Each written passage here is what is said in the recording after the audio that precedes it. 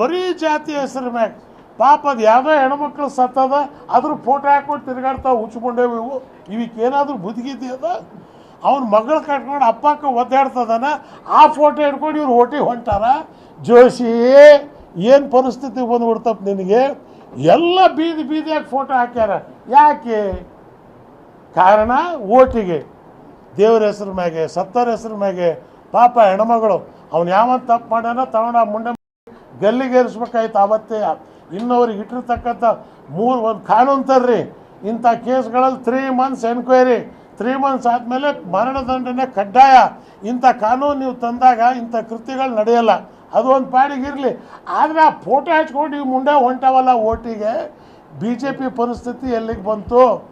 ಯಾಕೆ ಪ್ರಜ್ವಲ್ ಮಾಡಿದ್ನಲ್ಲ 600ಗೆ ಮಾಡಿದ ಅವನು, ಇದಾದರೂ ಒಂದು, ಅವನು 600 ಆಗ್ಯದ. ಅದ್ರ ಬಗ್ಗೆ ಯಾಕೆ ಪ್ರಹ್ಲಾದ್ ಜೋಶಿ ಹೇಳ್ತಾ ಇಲ್ಲ? ಯಡಿಯೂರಪ್ಪ ಯಾಕೆ ಬಾಯಿ ಮುಚ್ಕೊಂಡು ಕೂತಾನ? ಅದು ಹೆಣ್ಮಕ್ಳು ಅಲ್ವೇನು? ಆ ಹೆಣ್ಮಕ್ಳ ಮೇಲೆ ವಿಡಿಯೋಗಳು ಬಂದವ.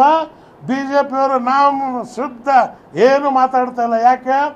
ಇಲ್ಲಿ ಒಂದು ಕೇಸಿಗೆ ನೀವು ಇಷ್ಟೆಲ್ಲ ಮಾಡಿದ್ರಿ, ಅಲ್ಲಿ 600 ಹುಡುಗಿಯರಿಗೆ ಪಿನ್ ಚುಚ್ಚಿದಾನ, ಪೆನ್ ಚುಚ್ಚಿದಾನ, ಸೀರೆ ಹೇಳ್ದಾನ, ಬೆತ್ತಲೆ ಮಾಡ್ಯಾನ, ಅವೆಲ್ಲ ವಿಡಿಯೋಗಳು ಬಂದವ. ಮೋದಿ 2 दिन थे, अच्छे दिन आएंगे. ಇದೇ ಅಚ್ಚೇ ದಿನ. ಬೆಂಗಳೂರಿನಿಂದ ಮಂಗಳೂರುವರೆಗೆ, ಬೀದರ್ನಿಂದ ಚಾಮರಾಜನಗರದವರೆಗೆ ನಿಮ್ಮ ಸುದ್ದಿ ನಿಮ್ಮದೇ ಭಾಷೆಯಲ್ಲಿ. ಕರ್ನಾಟಕ ತಕ್.